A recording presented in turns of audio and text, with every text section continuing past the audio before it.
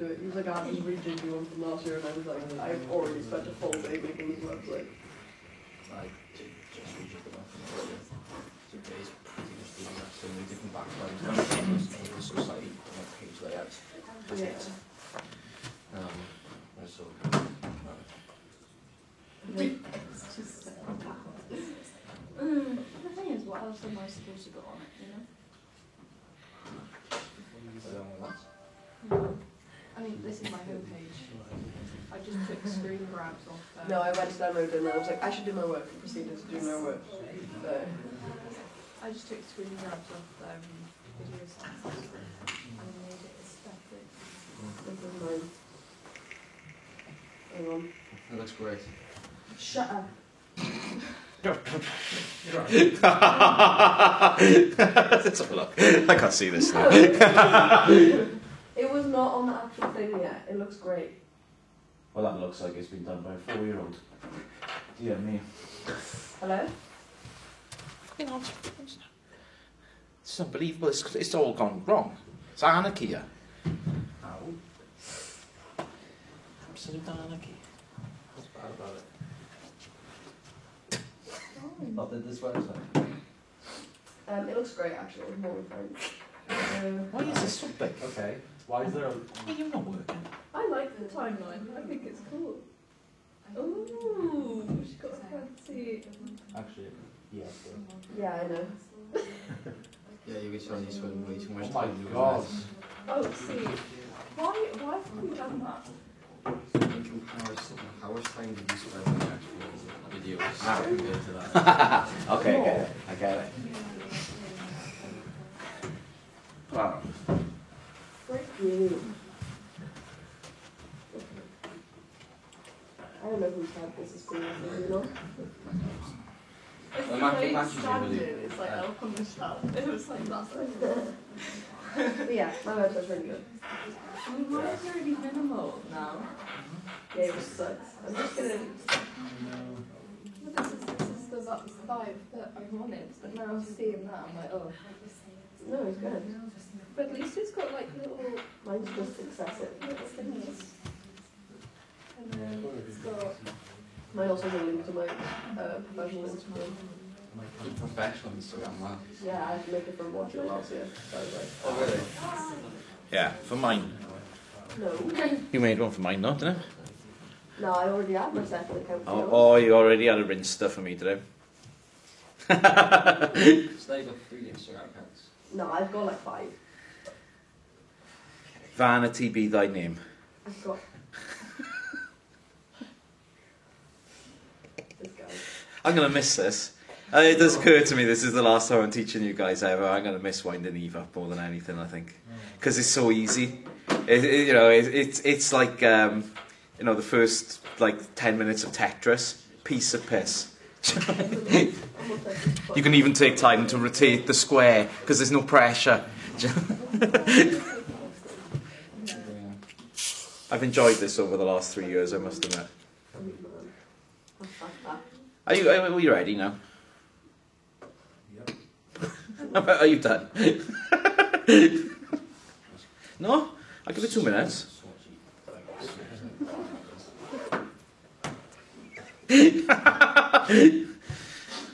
Right. Good.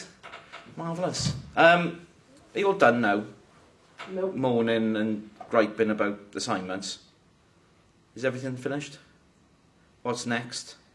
Giorgio's put an extension on his, so that's in on Thursday. Oh, well, that's good news, isn't it? Yeah. Yeah. See, moan, things happen. You know, this is a life lesson that you can take forward with him. Have you stopped stressing out now? No. All I get now from Cheska is barbled fucking emails that I can't make any sense of whatsoever. Like, life is... It's like, it took me about 20 minutes to understand what you were trying to say. I didn't even read it back, I don't want to. I did. I think you were overblowing your concerns. That's all I'm going to say. I'll mark those things today, actually. I have marked everyone's assignment that came in. I know there's a couple of people who haven't submitted yet because you've got extenuating circumstances, which is fine. When do you have to submit extenuating? 5th Thursday, 2 o'clock. Okay, I'll mark them Friday. And what I'll do, I'll try and hit the button on Friday so you'll get your grades back at the same time. It shouldn't take. It actually took me no time to mark. The thing that it took longer for is that nobody pays any regard to me as an individual. And when I asked for 15 minutes, I was getting videos up to 30 minutes long. Not me. Is this going to be an issue? 15, 16. That's absolutely fine. I haven't got a problem with that. There is one person who will remain nameless, but if she watches the video, she knows who I'm talking about, who thought the 15 minutes was just a general guideline to the introduction, quite frankly. Yeah, but I think everyone else clocked in about 20, something like that, which is fine. I will watch it on 1.5. So, just for that, speak clearly, because if you speak really fast, it does get a bit cartoony after a while for me. So yeah. References are on the bottom right. So if you need Superb. to, Yeah, you're doing me a solid by putting those up, so that's all right. Yeah, but I've never had a module like it for marks. The average mark has got to be 75. So yeah, you all did a really great job. Relax. Fucking hell. Has anyone got any questions about anything before we start today? This is going to be very short today, actually. I genuinely think I'm going to finish in time. It's a genuine promise that I might well finish, because there's only 16 slides. So I think I might get this done in 2 hours. I know last week I did a bit about the essay for those that were here. I'll do another bit again, because you guys weren't here last week. Who else wasn't here?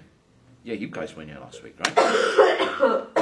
So those of you who were here, feel free not to listen to that again. But obviously, if there's questions and so on, and there might be different questions. Do you know what I mean? Right. To begin with this, has anyone actually played Cyberpunk 2077? unfortunately. Okay, some impressions then. I like creating my character the most, and I like the romance options. And I enjoyed that. Why?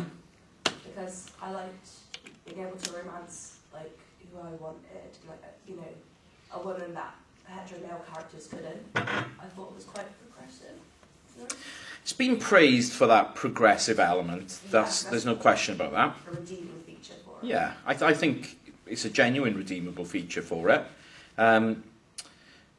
Mass Effect has just been released as a free download for PSN. The 3 games. And one of the problems with Mass Effect is that I think for such a open RPG as it is, it doesn't let you do that.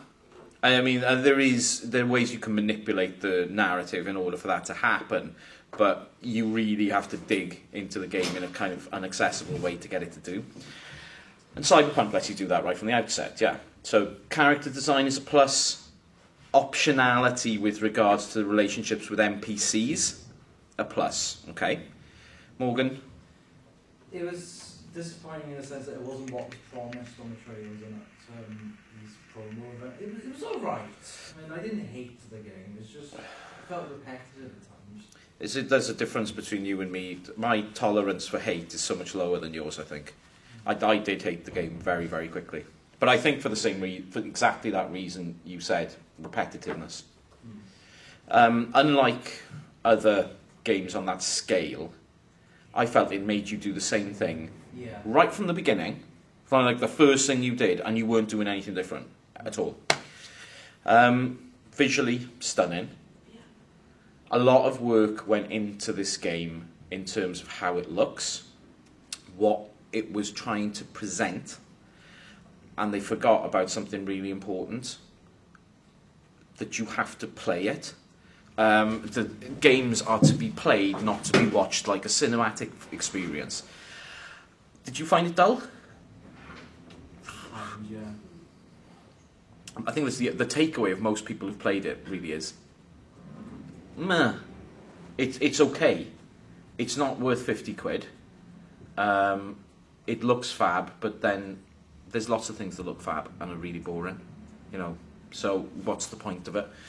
It's like in my video that I did for you, I was talking about like the open world of Cyberpunk and how it literally just feels like it's just literally been copied and pasted and there's no cool details really. That's what I was hoping you were going to say just now, Yeah. because I've actually watched that video. Oh, and you marked did? it. In order to give you a grade, yeah, I had to watch it. So yeah, it does feel like it's been... it's an exercise in looking at what other people have done, copying it, and then putting it forward without any thought, not to what they did, but how they did it. So the big difference here is you copy... It's like when Hollywood makes remakes of stuff, right? And you get this very often, especially with horror films. So I remember going to watch... or I didn't go to watch it, I started watching on TV, the remake of Nightmare on Elm Street. Has anyone seen one of the originals? And the original Nightmare on Elm Street was quite an effective horror film because it had a really big conceit in the middle of it, which you get revealed towards the end. And the remake of it decided to copy the kind of aesthetics and draw it and make it more recent, and then forgot that the reason why he was scared is because it revealed something about how parents look after children and how you can't trust your parents. That was the whole horror thing behind Nightmare on Elm Street, is that basically an extension of the idea that your parents fuck you up and their actions will actually put you in danger. And it's kind of a meta thing about, you know, people can't look after you all the time and, you know, you've always got to be looking over you. And they ignored that in the remake because they didn't think about what made it scary in the first place. They just thought a guy with razors on his fist is a scary thing. And it's like, well, yeah, I get that. Especially if he's like giving you a shave or something, that would be frightening. But you know, but in itself, that's just a bog standard thing. You forget about how you actually establish those points. So every time I hear like Hollywood is remaking this, you just go, because you can never make the same context again. Now, these guys, Project CD, right, they looked at all those successful open world games, including their own. I think that's a very big point to make. They looked at what made Witcher series successful as well, and thought, right, we're just going to take all this stuff and dump it in this new environment. And it doesn't hang together. Because they didn't think about, right, the new environment and the new context we're making needs a whole new set of dynamics in order for it to be actually attractive and to keep people engaged. I would love to see the figures about how many people have completed this. You know, when you finish something and you get that trophy, and it tells you how many people have got the trophy as a percentage of people who've played the game. I would love to see what that figure is. I'm never gonna see it for myself, because I'm never going to finish this game. It's going to sit on my shelf until I can be asked to go down to CEX and give it over for like £2 and be abused verbally by somebody who lives off Monster drinks, because that's the only people who work in that shop. I'd love to work in that shop. Can you imagine just staring down people all day about how pathetic you feel they are while like you have a BO problem that would set the sprinklers off? That would be absolutely awesome. Go on, Morgan. I've got the exact stats here. Let's have it. 33.5%. Do you know, that's not bad. That's in line with sort of Red Dead in terms of completion. So I thought it would be like 17% or something like that. That's. Have you got any stat there for 100% then? Because they're usually far lower. Obviously, they're usually in single figures. I'm amazed by that. All the trophies is 11.9. That's a little bit higher than normal.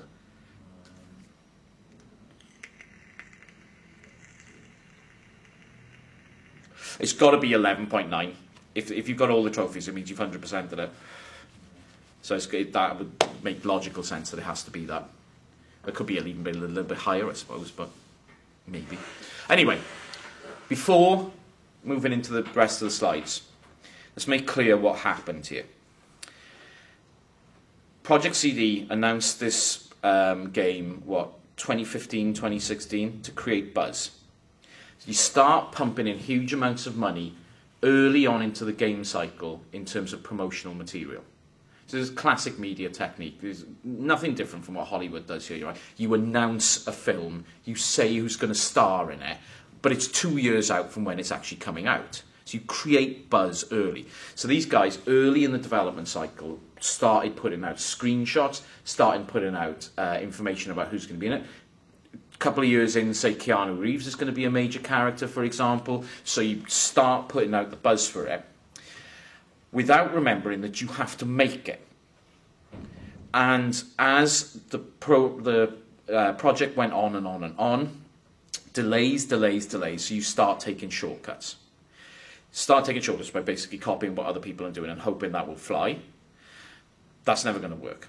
That reveals a lot about the industry itself, that the industry is led by revenue. It's led by the idea that you have to deliver at a certain point, and that the creative process takes a secondary position to the financial process that underpins this. The last days of Cyberpunk 2077, in terms of going from beta to actual release, were an absolute disaster. People working on that project were pulling 120-hour weeks to try and get that game ready to release. They released it on the day that they said they were going to release it, having been pushed back twice in the past. So it had 2 major pushbacks. It was over a year late at that point. But they couldn't hold it any longer. Does anyone remember how it came out? Awful. Yeah. Completely broken. It was unplayable. Anything under a new generation console, you basically couldn't play it. If you tried to play it on a PS4, you had no hope. The game would literally not work. Lower end PC, not a chance. It wouldn't run, basically. So you spend 50 quid on a game that literally is completely broken at that point, because the development team didn't have the time and the resources to actually fix the issues that they had created in the rush to make it. This is now becoming a feature of pretty much every game that is released, that they go into market in a broken state. Street Fighter 6, when it came out last year, I think it was 2021, totally bust. It was pretty much unplayable. They had to release 3 patches in the first week, and like nothing worked on it. I bought Sonic Frontiers a couple of weeks ago. It didn't work. The game I was jumping about and there was nothing there. It was like literally cutting out into nothing. This was on the first level. And a couple of days later, a patch came out, and most of those issues seem to have gone. But actually, the game mechanics still don't actually work. Weirdly, when I'm jumping, I can't control where Sonic is going a lot of the time. There's a major flaw in the game. They say, oh yeah, we're going to release a patch for that. So I spent 50 quid on that game, you pricks. Do you know what I mean? I didn't spend 50 quid on something which, like, you're going to tell me a couple of weeks later, oh, don't worry, you can't play it right now, but you've spent your nice money, and now you're going to have to wait until after Christmas. I was like, what? What are you talking about? This is becoming almost an endemic feature of games. This relates to the culture and the employment practices in games in a big way. So the entire games industry, certainly at the top end, is virtually broken at this point. This is a problem for all of us if we're consumers. It's a problem for all of us if we're players, because we're now getting to the point of, I'm certainly after the last few experiences getting to the point that I'm not buying a game now unless it's been out for 6 months. When something comes out, even if I'm, like, the one that's on the horizon for everyone is GTA 6. I'm not buying that on the first day. There's no chance. I am waiting at least 6 months for that game to come out. There's another classic one. They redid the Grand Theft Auto 3, San Andreas, and Vice City as a trilogy. They were completely unplayable when they came out, but I kind of guessed that would happen anyway, so I didn't bother. And that the fact that they've got a cheat to charge 50 quid for 3 games that came out 20 years ago is also something which I had a bit of a problem with as well. So there is a series of events now which tell us that game development is in big trouble. Exploitation of workers, in particular, is massively problematic. The idea of having these sort of giant crash sessions at the end of a development process where people have to work 100-hour weeks to get game to market, and it's broken anyway. And wouldn't it not be a shock? Have any of you worked a 100-hour week? Don't. Let me just tell you now, do not do that. How many hours a day is 100 hours in a week? The maths on you guys, look at it coming. And I can see people working it out. about 14 and a half hours a day. To do a 100-hour week, you are working about 14 and a half hours a day. Every day. That's cruel. That is absolutely cruel. So, the industry itself is actually in big problems. The industry itself, as we know, is massive. So this infographic, which has actually come out really well and is readable, I'm quite happy because usually when I copy and paste shit off the internet, it doesn't come out very nice. But yeah. We are obviously up here, right? This gives us an indication. This is 2020. Now, figures from the last few years about the industry and its revenue have to be taken in a particular context. 2020, 2021, 2022. Well, 20 and 21. I'm not sure if the industry will repeat that for a long time. It might be like a 5-6 year lag before it actually goes back up to these numbers. Why? Because of the pandemic. And what were we doing in the pandemic? Exactly. We didn't have anything to do, right? So we were sitting at home playing video games. And then concurrently, the video game industry had a huge couple of years, even though, as we can see in the timeline here, it was having a huge period anyway. From really 2010 to 2020, revenues in the video game industry doubled during that 10-year period. So the industry is becoming bigger and bigger all the time. It's never been that small, really. Even in the 80s, we're talking about vast amounts of revenue. Interestingly, as you can see here, our trends of how we play have altered over time. Arcade was really the biggest way and the biggest revenue generator until the mid-90s when the PlayStation came along. PlayStation and the Saturn were the first two home machines you could have which could actually make arcade games at home, so the arcades died pretty quickly after that. Consoles kind of maintain their position, but now PC is actually bigger, but of course mobile has come along in the last 10 years and it's now the biggest source of revenue there is in the games industry. Mobile games don't have the same issues as console games because they're inherently more simple than console games are. You're making them for machines that have less complexity, less storage space, more simple operating systems, and the entire culture of games on those systems as well lends itself to more simple experiences. So we're not getting vastly complicated RPGs on mobile, where you can have all these, preferences in terms of gender, sexuality, etc. That they don't tend to exist on mobile. But these are our sort of three things. It's interesting, VR is starting to emerge as a revenue source as well, but I don't think that's going to happen very long. So what does this tell us in terms of the industry? Well, it's 65 billion revenue in the year 2020. Again, this figure is a little bit weird. We have to go back a little bit for Hollywood and cinema, because in 2020 Hollywood and cinema had a bit of a bad year, seeing as none of us could go to the cinema. Let's go 2019. Any idea what the revenues were for the cinema industry in the West? Which I would call Hollywood, but it does encompass some other industries. Any guesses for an annual revenue?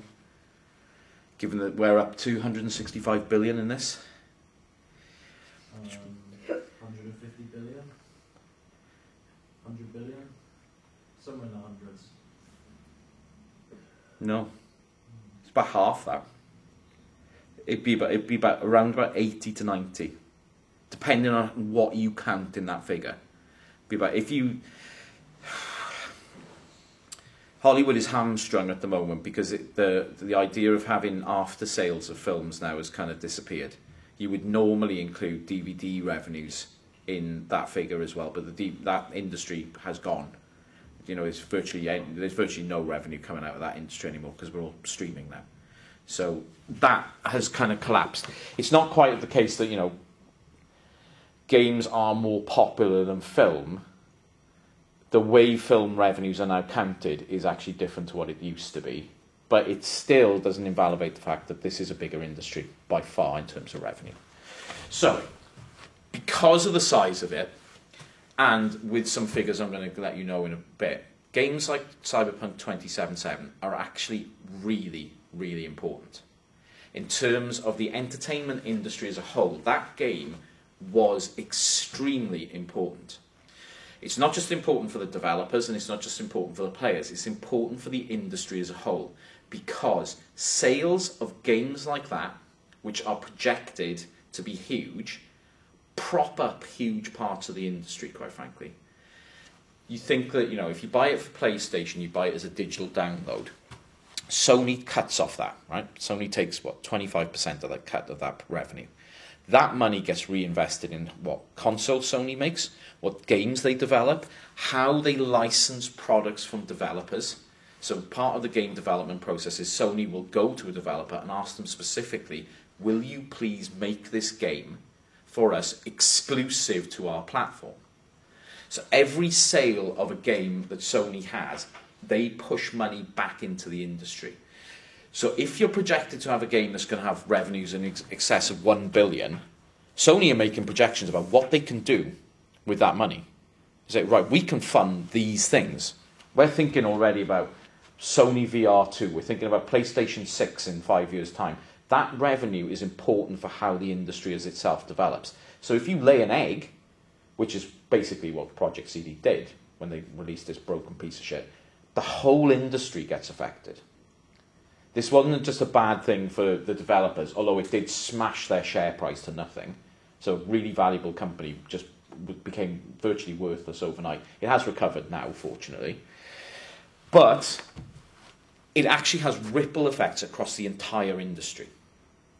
And we saw this in the early 80s, in particular with what they called the Great Console Crash of 1983, which, although console revenues had been dropping, and it's actually here, you can see that pinch in that revenue scene there.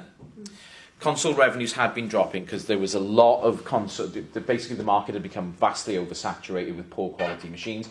Everyone was trying to jump in on the action and forgetting about making things that were actually good. But the biggest thing that actually happened to power that was Atari had their big game for the Christmas, which they put a lot of revenue into, which they were depending on sales of to keep developing their product. And then they gave the developer of that game 6 weeks to make it, from beginning to end. E.T. came out in the summer. We were like, at the end of the summer, oh my God, people are really into this alien E.T. I can't be doing with E.T. E.T. freaks me the fuck out. Have you seen it? He's so creepy looking. I remember watching E.T. when I was a kid and I was like, no, get that wrinkly thing away from me. My God, no, I don't like him. He's creepy. But anyway, people loved E.T., right? So Atari goes to a couple of game developers and says, we need an E.T. game for Christmas. This is going to be huge. We're going to put our entire feature on this. You've got 6 weeks. And in 6 weeks, they made a complete piece of shit. When people played it, they were like, this is the worst fucking thing that's ever existed. And it kind of was. And you can play this game online, and I wouldn't advise it, because it is terrible, and I don't get it at all. And it literally tanked the entire industry. Atari filed for Chapter 1 bankruptcy. Like, weeks later, they were gone. They came back, but they were never the same company ever again. And they took everyone else down with them, no less, as well. Because everyone was like, oh my God, video games are such a piece of shit. Fortunately, you had Japanese manufacturers were ready and waiting to move in. So Nintendo had just created the Nintendo Entertainment System. So that crash didn't actually last too long. But it did it meant that video game technology and so on moved for a long period from America, where you didn't make consoles anymore, until Microsoft came along, to Japan. Japan became the nexus of everything. So a total change in the culture of what games were. So, huge and important, obviously. As we can see, the rise is now exponential. 78 billion was the revenue in 2017. End of 165 billion. I know the context has to be the pandemic for that, but that is a doubling in 3 years of revenue. Actually, more than a doubling. It's a doubling and a half, nearly, in that period of time. Projection for 21 was 180 billion. I think it actually topped out a little more than that, but the projection for this year is lower.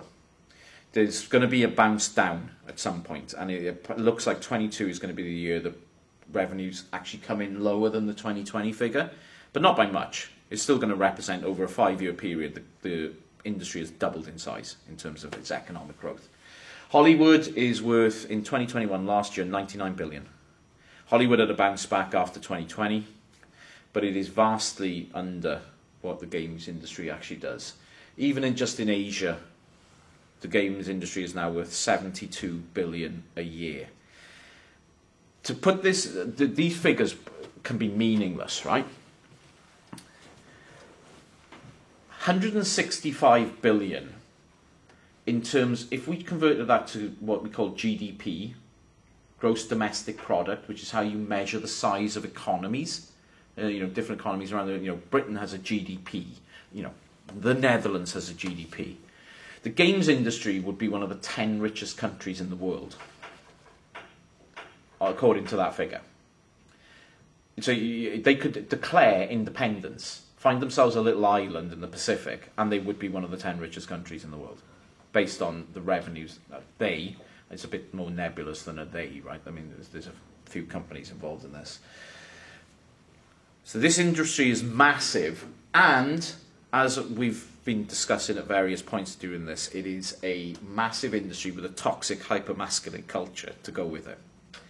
So not only is it massive, but it's also deeply, deeply problematic. And the reason why I draw attention to that here is the idea of development is an instantiation of toxic masculinity in many ways. How do you develop games?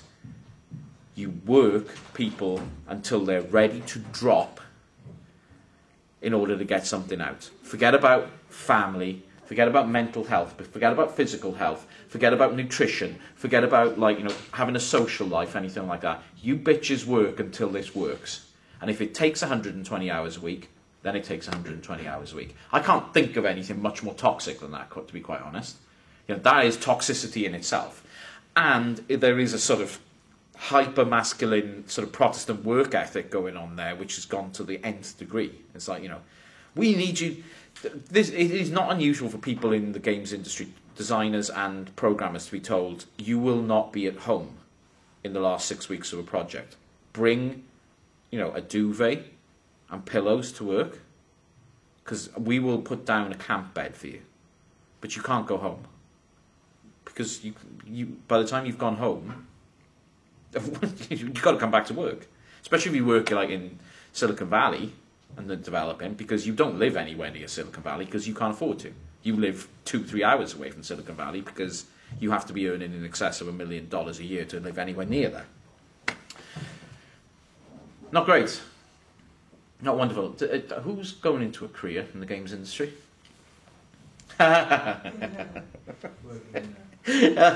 It's nice to know, Cheska, that you're already so calm and not highly strung. And high maintenance in any way, shape or form. It's going to go well. Why? I want to do something that I love and I'm passionate about. I want to wake up and be like, oh yes, I'm going to go to work today. Ooh. That's the dream. I wish I could say that's what I do in the morning, but no, I don't. Something to aim for. Something to aim for, definitely. But you know all this stuff already, right? Yeah, I know. It's just at the back of my head. Yeah. Okay. What would be your dream role? Either character design or quest design or helping design the world or the social media. Okay, that's anything. You're open to all possibilities. Yeah. Superb. Which is great, and that would be wonderful. And it was kind of a wish of mine when I was a kid to do this. A bit younger than you. I mean, by the time I was your age, I was so apathetic towards the world, I didn't want to do anything. Which is why I've ended up doing this. You kind of meander through and you just fall into things, and it's like, should I be doing this job? Probably not, but what are you going to do? They pay me. Given what you know about the industry, given that you know, not only is it toxic in terms of working culture, but there's also another level of toxicity towards someone who has your characteristics, and which you've experienced a great deal, you're still enthusiastic. Yeah, well, industry's got to change eventually. I think that's a very, very good point. I wish it would change quicker than it is. That's all I would say. And as these practices become more visible to us, you are starting to see companies at least acknowledge that change is needed. Whether that's happening is an absolutely different story. But at least you are seeing an acknowledgement that what has happened cannot continue. And interesting, the games industry didn't used to be like this. You know, it was seen, at least in the 90s, as being a really fun, cool industry to work in, where lots of good working practices were displayed. This is more of a move in the 2000s, where you saw, and we saw on that graph, right, the fact that the games industry was exponentially growing in terms of revenue brought massive new working practices into the industry, which were quite toxic. There's no reason why it has to be that way. But this goes for any industry that any of you go into in the future. There's no reason, if you find it difficult, there's no reason for it to be. There's no reason why my job is made really difficult. The university doesn't have to run things the way they do. It's just they've decided that, like, you know, in particular, everyone else should have an easy day, but Leighton needs to be shit on constantly because, you know, he can handle it. No, he can't. He's in deep trouble. You know, he's probably going to spend Christmas up in a church tower somewhere picking people off with his rifle because, you know, they make me do stuff. I'm so whiny. I am just such an emo at this point. So, yeah. We have two stages of evolution in the games industry as a business. 1970 to 1986. Unstable and immature industry. An industry characterised by peaks and troughs, where continually manufacturers would come into business, boom for a little while, and then go out of business. It's characterised by very quick hits, which would come along, just power the industry forward, and then people copying stuff in a very bad way, which actually led to revenues decreasing all the time. So you, like, ebb and flow of things was very much a feature. Since 87, the industry has been steady and has grown economically year on year on year afterwards. 2006 onwards is really the mobile era of video games, where that's become the dominant revenue source. Why 2006? Can somebody tell me? The iPhone. Exactly right. The iPhone was a game changer in terms of... iPhone isn't released until 2007, but obviously the development cycle for the iPhone and allowing people to know that the iPhone was going to be a thing led to haptic-based mobile games emerging actually 2006. Interestingly, like most things with Apple, they weren't the first one to do that. So you started to see the emergence of games which could be played on the iPhone being played on other machines. Nokia had a machine which was very much like the iPhone before it. I think Motorola did. There were a couple of other companies, and Apple just made one that was more expensive and looked better, which is their MO, right? So over time, the industry itself has solidified. You know, from being this chaotic sort of Wild West industry, it has become a relatively stable industry itself, which makes it a little bit surprising that the creative process actually tends to be really chaotic. You would think, as the industry is stabilised, you know that there's a constant revenue stream in the industry. That means you could embed particular practices which would make the industry more stable for those that work in it. If we lived in a perfect world, that would be fine. But the industry itself is characterised by a number of sort of working practices and cultures which mean that's unlikely to happen anyway. In particular, this kind of toxic hypermasculine approach to doing and making things makes it extremely difficult to do this.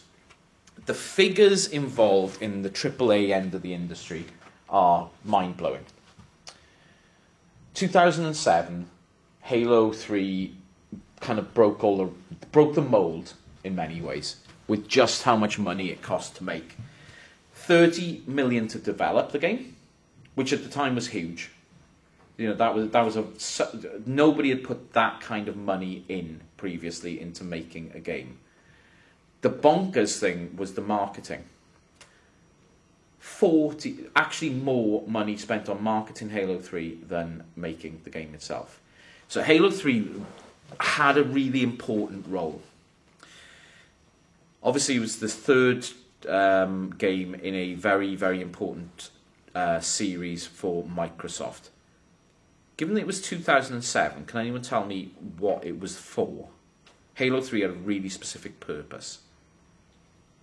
It's the launch of the 360, wasn't it? Superb.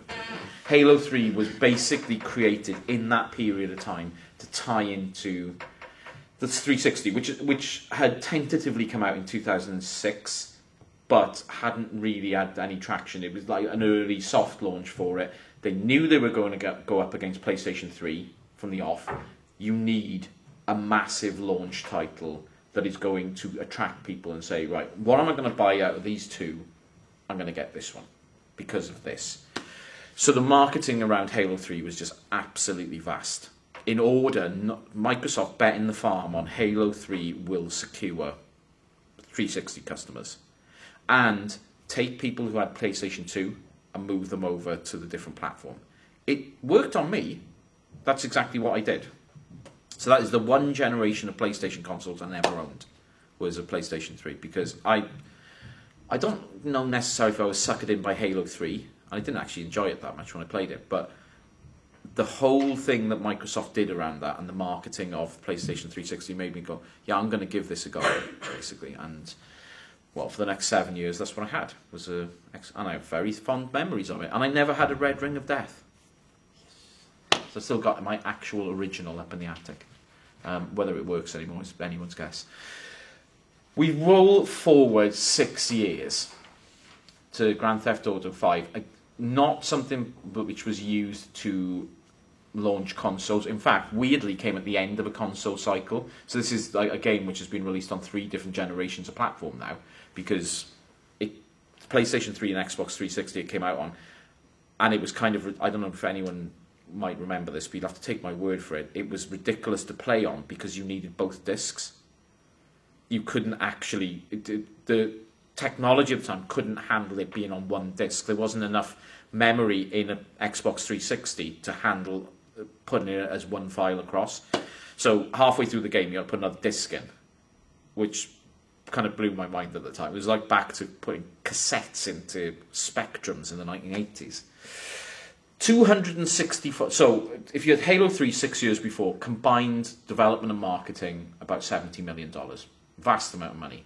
265 million Xbox GTA 5 came out, as those were the figures that it cost to develop and market. First weekend revenue, anyone? Or first week revenue, actually, for this, because it didn't come out on a weekend. It raked in $1 billion in the first week. So that 265, they made it in about a day. All the money was made back in like 24 hours. And then they would already turned a profit of nearly $750 million within a week of that product. So there's gold in them hills. Spending more can equate to this. This obviously influenced what Rockstar did next. Red Dead Redemption had already begun. Red Dead Redemption 2 actually began development pretty much the day after Red Dead Redemption 1 was released in 2010. That 8-year period, they spent $540 million on the development of that game. Again, that was a game released on a Friday, or technically speaking, a midnight on Thursday, Friday night. By the Monday morning, they had made $750 million in sales. So it took them about 3 days to make back everything they spent on it. Cyberpunk is actually small change. 316 million budget for developing and marketing. To contextualize all this shit and what these numbers mean, do you know how much like a Marvel movie costs?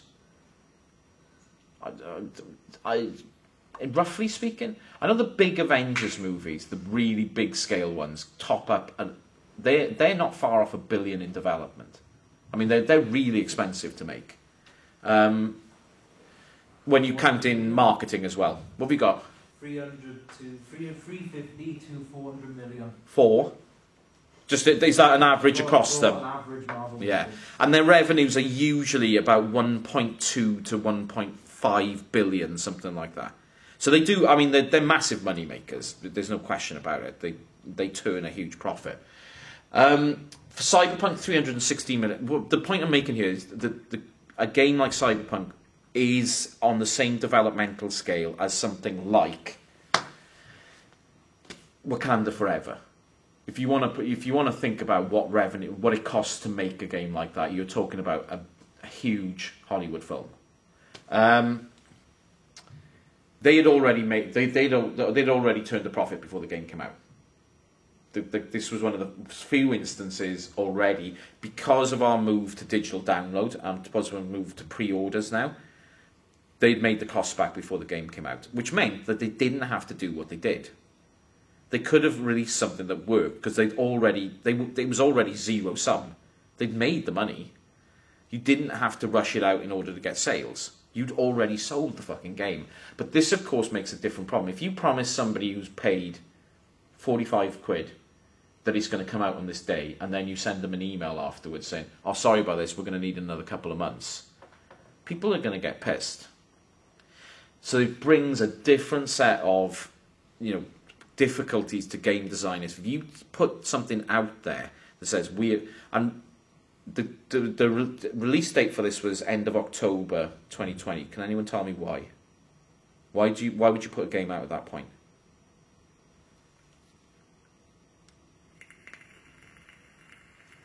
I thought it was December 25. When do people buy Christmas presents? November, December. Yeah, exactly. You don't buy Christmas presents in December unless you're me, and you're scrabbling around, and then you have to go to like fucking Primark, like I've got to do tomorrow morning in Llanelli. Can you think of a more depressing Tuesday morning? It's going to be cold, it's going to be icy, there's going to be people tearing themselves to pieces in that shop, and I've got to go in there to get my father pyjamas. Mother of shit. I'm not coming out alive, I'm telling you. I'm ringing Scottish Widows later to up my life insurance. Because even the process of going to Llanelli puts you at risk of like typhoid and cholera. And now I've got to like go in Primark as well. They made a huge profit on this, but not as much as you hoped. What's interesting is this. Now, for like Marvel to turn over $1 billion, you're probably talking roughly about 200 million customers, I would say, on the back of a cigarette packet calculation. It's going to be in the area of about 200 million watching customers. I know that doesn't account for 200 million individuals, because some people will go like 4 times. But that's how many tickets you're selling. In order for Cyberpunk to make that money, they only needed 18 million people to sell. That's the difference in, obviously, cost here. And people will, by and large, accept that price. I'm getting to the point now, I'm not paying for games anymore. Because I pay a subscription. I'm just pulling everything for free. Why am I paying? But I'm not, I know it's not free. I'm paying like a tenner a month or whatever. But, I don't want to pay. That Sonic thing has really stung me. I'm like, no, I'm not doing it anymore. But I did get a nice Steelbook. That was quite cool. I was quite happy with that. Here is the stinger of all this. About 1 in 25 games actually turn a profit. And they all tend to be at that AAA end of the market. And certainly not all AAA games turn a profit either. Some of them are... It's a challenge to say they're duds. But like even for a company like EA, Madden and FIFA pay for the rest. NBA games barely turn a profit. The NHL games don't turn a profit. I don't think the Need for Speed franchise has ever actually been put out a profitable game. But they don't actually have to, because the other games in what they own, I mean, FIFA turns off obscene profits because basically the development costs of it are like -20 because they just use the same fucking game engine every year and just change some visuals and that's it. So top 20 games in a year will bring in 80% of the revenue. So you think about the console revenues which I showed earlier, which is around about $80 billion. The top 20 games bring in 80% of that. That's a staggering amount. So 80 billion, and we're talking about 80%. Does anyone want to do the maths for that? About 64 billion is concentrated in 20 titles. And a game like, GTA 5, which has been around for a decade, is still one of those top 20 earners. Even 10 years on, it's still in the top 20. I think it's still in the top 10, in fact, in terms of what it brings in per year. So a successful game will tick this over for years and years and years. This is like the search for the Ark of the Covenant for the games industry. Make one game which will tick over that revenue for the next 5 years, so we can work on the next one that will do the same thing. That when you've done that, you've found the magic formula. Basically, we only have to make one game every 5 years. We don't have to worry about putting out rubbish. This thing will pay for everything for the next while, and we don't have to worry about any of the other things. The industry itself is incredibly concentrated, and it is incredibly focused on that kind of blockbuster. And I've talked about this previously in other lectures, right? This idea of being focused on one particular kind of thing. Talked about it in terms of the culture of what is made, which tends to be games for us. These sort of games which are made purely for white, wealthy males in a particular age range. I can't say us anymore because I'm out of that age range now. But it's for guys who are basically 16 to 30 with disposable income. They're white, they're male, they're heterosexual. All this sort of stuff I've talked about previously. In terms of importance, this should contextualise that. The reason why the games industry does keep on making that shit is because 80% of its revenue is down to those games. The whole industry is propped up on the notion that we will have to make this stuff. So it's great that there's increasing diversity in terms of players, and it's great that there are increasing diversity in terms of games and what we play. But the bread and butter for this huge industry, which now employs hundreds of thousands of people, up to millions of people around the world, and is a massive source of revenue, and that filters down to levels. It's like the Cyberpunk debacle was a disaster for Poland as a country. CD Red are based in Poland. They're one of Poland's biggest companies in terms of international revenue. The Polish government was worried about what happened with that. It was discussed in the Polish parliament. This game is a bomb. We can't afford for this company to go under because their international revenues are really important for us as a country in terms of GDP. That's how big, Witcher series has been for that company, basically, in that country. It's like, whoa, guys, put something good out. We need you to do well on this, And because Poland as a country has also been able to attract inward investment on the basis, look, we got this amazing video game studio based here. Everyone come make your video games here. We got people with skills, we got infrastructure, we got a cultural scene which is all about game making. Nobody has that, but they can put that out there, right? And then these companies are relocating to Poland. It's like, whoa, this game stinks. We're out of here. We're going to go to Scotland instead, or we're going to go to, Ireland. Do they have a games industry? I feel like, Untitled Goose Game has got a really Irish energy about it. Maybe that's a whole Irish thing, I don't know. This is why it's important. 5 minutes? Yeah.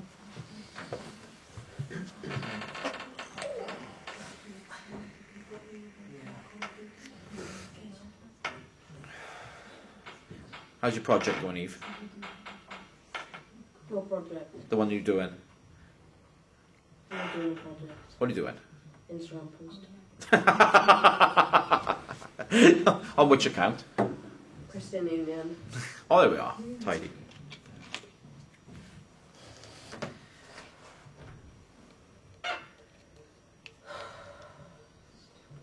Did you go to the game on the weekend? I did.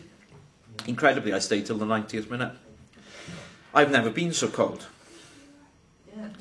What were we doing in the first 1 minute 20 seconds?